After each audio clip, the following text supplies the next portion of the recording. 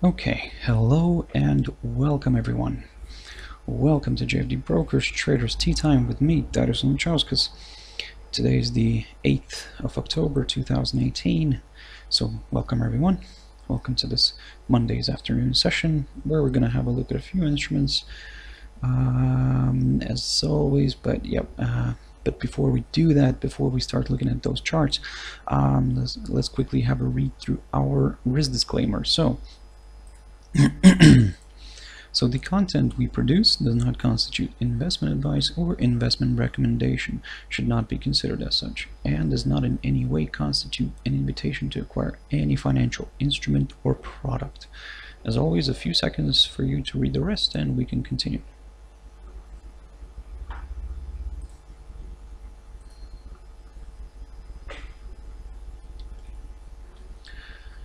So now then, let's not waste any more of our time and let's jump into the charts. Now the first one I want to touch on is the Nikkei 225. Now Nikkei here, as you can see here by this 4-hour chart, or to be honest, let's jump into a daily one on this one. As you can see, kind of over the past few days continued to slide lower. So last week especially here we can see that it continued moving lower. It closed the week in the red zone with a strong weekly bearish candle, and of course, judging by this, we could potentially see further declines here going in into lower levels. Certainly, as you can see, also by this kind of weirdly shaped candle here, very nice, let's say doji here, or pin bar, or whatever you want to call it here. But to be honest, guys, I mean, at the moment, certainly this could potentially be classed maybe as a potential reversal sign, but it still has some potential areas to go lower, and given the fact that the markets right now are not the strongest ones, so we could see a further continuation here to the downside. Now the potential area of support here that we're keeping an eye on, keeping a close eye on, is the 23,580 mark, approximately there, just slightly below that. We do have the 23,500 zone. Now that's kind of quite an important one that we're keeping an eye on. As you can see, this one, the last one was acted as a very strong area of resistance here back in the 1st of February. So potentially we could see a test of that area. Now if this, of course, if this level here, the 23,500 breaks, and we get a close below that, now we could eventually see this one, this index traveling all the way down here, potentially testing the 23,000 zone, approximately there. Of course, as you can see, the 23,000 kind of acted as a very strong area of resistance here since the end of May until the mid of September. So another potential good area of support, but again, for all that to see, we would need to get a continuation here, a break below the lows that we saw around the 27th of September, and that's approximately around the 23,790 area, approximately there. So keep your eyes on that one.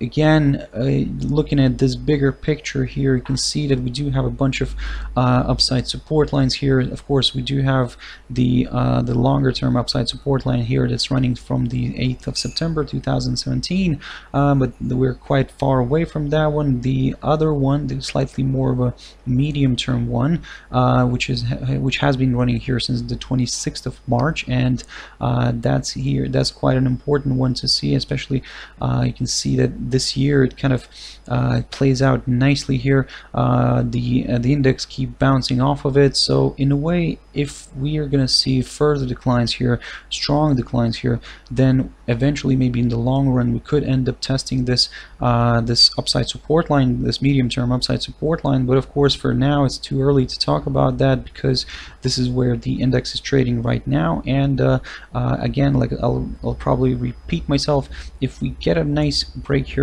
and a close below the 23,780 zone, approximately there. Now this is where we could, like I said, start aiming for the 23,580, or slightly below that, the 23,500 level. On the upside, for us to get comfortable with the upside, with higher levels, let's put it that way, we would need to get a nice, good, strong break and a close above the highs that we saw around the 23rd of January. So this level could be a nice potential area of resistance, initial resistance, of course, and if that doesn't hold, well, a nice good, like I said, nice good break above that could potentially open the path towards the highs that we saw here on the 2nd of October, and that's around the 24,450. Certainly from the longer term perspective, or for those who are more from the conservative side, you could in a way wait until the index kind of breaks and closes above that level. Just let me just quickly zoom this, bring it down a little bit. So you could in a way wait until the index closes above this 24,400 and 450 level, and this way we could start aiming for higher levels. So of course, for now, just be very careful, keep your eyes on these potential areas that I was talking about. Let me just quickly mark those for future reference. So on the upside, we're keeping an eye on this one, on the recent highs that we saw around October and on around 2nd of October, and on the downside, we're keeping a close eye on this level right here, and that's approximately around the 23,790 level. So keep your eyes on that one. Let's jump into gold. Gold is actually, well, probably taking the spotlight today, and as you can see, we're having a nice sell-off here today, and currently testing, well, it already actually tested the lower side of the Bollinger Band that we've got here on the daily chart, and we're not far from this key area of support around the 1183 mark. As you can see, the 1183 kind of acted as a very good strong area of support here on the 28th and the 27th of September, and as well on the 24th of August. Not to mention the fact that overall gold continues to trade in a way between these two key levels, the one that I've just mentioned, the 1183 on the downside, and the on the upside, the area approximately around the 1215. Now this basically in a way puts it puts the commodity in the range here. As you can see, this range kind of has been dragging since around the 24th of August. Now certainly, if we do get a nice break here in the close below the 1183, now this is where it could become interesting for the bears, as we could see maybe more of them jumping in into the action and potentially driving gold towards the 1172 mark. Now that was the low that we saw around the 17th of August, and of course, if that doesn't hold, well, it could open up the path towards the 1160. Now this was the lowest point of August that we saw, and we could eventually test that one, but again, for of course for the 1160, we would need to get a good close below the 1172 first, and going even back again. So again, like I said, guys, keep your eyes on the 1183. Let's see if actually that breaks and we get a nice close below that or not. If it continues to hold, well, keep your eyes on the 1190 zone.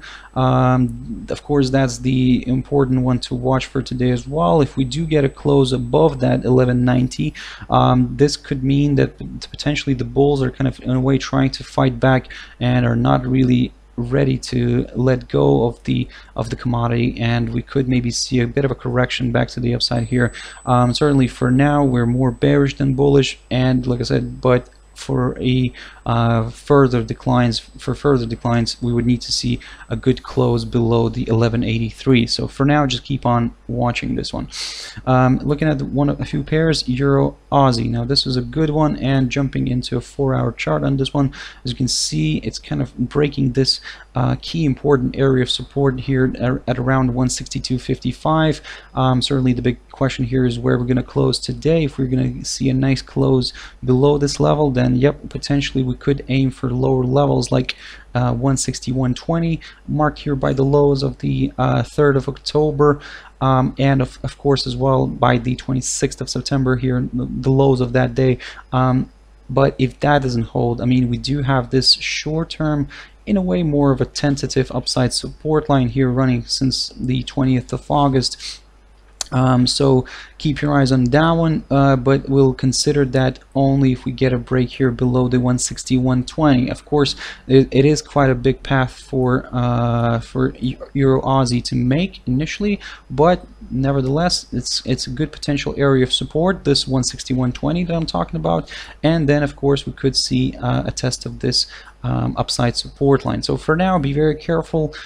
If suddenly this gets back above the 162.55, I mean, could potentially mean that the bulls are not really ready to let go of the pair, and we could aim for the 163.45 then. So the highs that we saw around well, actually the highest point of last week, so we could eventually aim for that one, and a nice good strong break and a close above that could open the path towards even higher levels. So keep your eyes on this one for now. Certainly at this point in time it's looking more bearish, but again, we still have a few hours, a few trading hours to go until the end of today.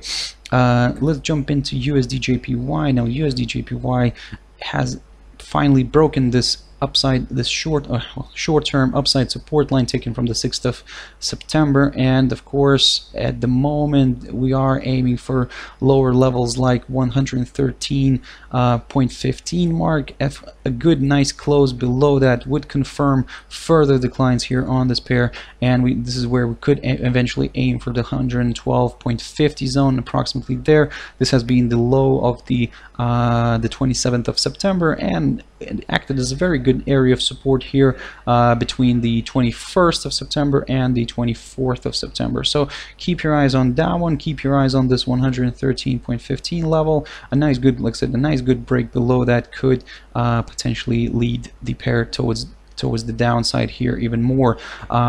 If, well, for us, let's say to get comfortable with the upside again, now this is a bit of a difficult one, because for that to see, we would need to get not only a good reversal back above this key area of support here around the 113.50, not only above the back above the this upside support line, but to be honest, we would probably wait and see until this pair would get, or should I say potentially could get above the 114.05 level, and only then we're probably going to aim for higher levels again, because for now it could eventually maybe just try and, you know, trade here somewhere in that zone, try to start forming a range here or something like that. So for now, that's why be very cautious with the upside, because at the moment, even while we're talking here, you can see that now it's rushing towards the towards this 100 EMA shown here as the green line. This is probably where it's going to stall a little bit initially. So let's keep our eyes on the 113.15 level. Let's see where it's going to close today, because at the moment this is looking quite bearish, and to be honest, we could see a follow through here towards the lower levels. So keep your eyes on that one. And the last pair that I really wanted to quickly touch on, and that's NZDUSD. Now with this one here, it probably could eventually maybe do a bit of a correction here back to the upside. Now let's jump into a daily here. You can see, let me just get rid of these ideas here that I've posted.